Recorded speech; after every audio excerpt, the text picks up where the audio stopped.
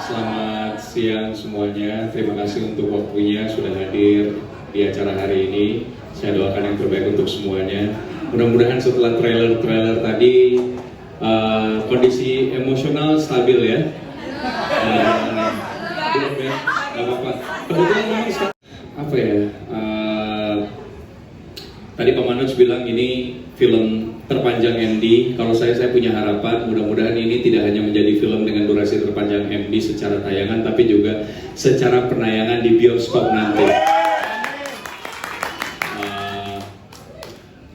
Dari trailer saja sudah bikin terguncang, mudah-mudahan filmnya lebih mengguncang lagi. Tentu tanpa saya dari tadi didorong-dorong tahu selama trailer. Oh, dan saya perlu luruskan ya. Tadi kan ada adegan di mana anak saya Rere itu bilang kalau papa cuma keluar pakai boxer. Salah sayang, papa nggak pakai apa-apa. Maksudnya nggak bawa apa-apa, tetap berpakaian gitu.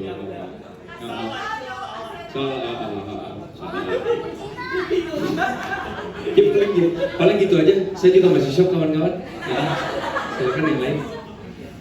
Tadi saya juga dengar dari balik keramaian dan kerumunan ini spesialis istri 2 katanya gitu ya. Enggak, kalau spesialis poligami sudah ada, lahirnya di Andi juga. Ini spesialis poliklinik, karena bikin orang darah tinggi ya, jadi beda-beda. Pendekatan yang dipakai tentu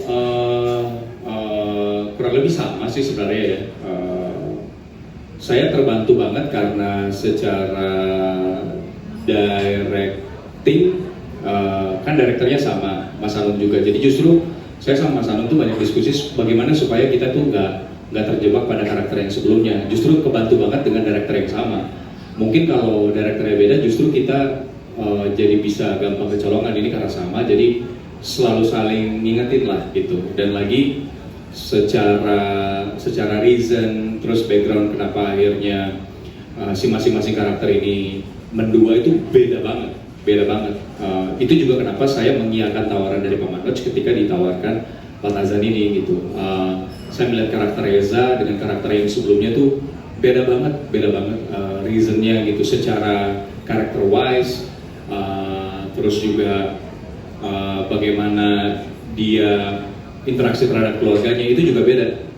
Detail-detail kecil yang mungkin saya malah senang kalau misalnya penonton sebelumnya udah nonton Ipar gitu, terus nonton ini lagi akan notice bahwa sebenarnya ini 2 karakter yang sangat amat berbeda gitu.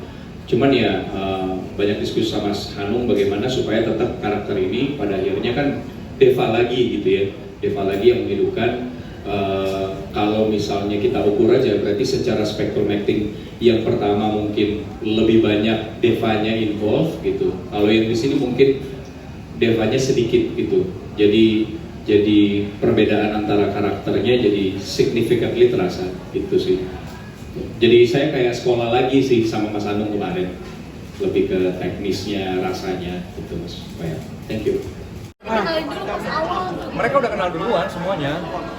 Caca udah pernah syuting sama Mika pernah temenan lama sama Ariel, jadi kayak udah kenal semua. Tapi sebagai laki-laki gitu, pelajaran apa sih yang bisa diambil mungkin dari Kak Deva? Ini kan soal rumah tangga juga ya, takut saya untuk menjaga diri tidak menggoda segala macam.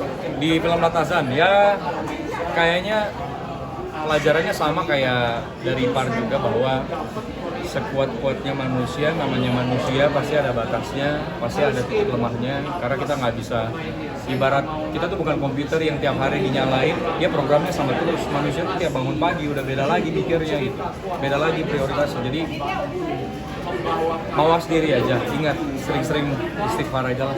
Oke, terima kasih ya.